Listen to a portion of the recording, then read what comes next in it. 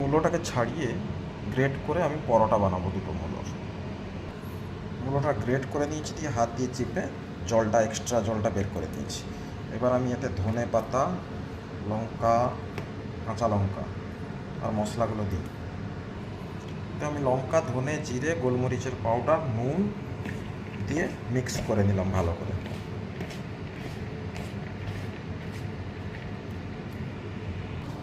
Butter লুইটা নিয়েছি, একটু বেলে দিব এটাকে। এটা মশলাটা দিয়ে দিব, যে মুখটা বন্ধ করে নিয়েছি। এবার বেলে দিব এটাকে, বেলে তাওয়াতে দিয়ে দিচ্ছি, তাওয়াটা গরম করে এটাকে উল্টে পাল্টে ভালো করে ভাজবো। এক সাইড হয়ে গেছে, এবার একটু ঘি লাগিয়ে নিব, আর এক সাইডে তো ঘি লাগিয়ে নিব। পরোটা আমার রেডি, উল্টে পাল্টে ভালো করে ভেজে নিব। এইভাবে তোমরাও খুব সহজেই বানাতে পারো।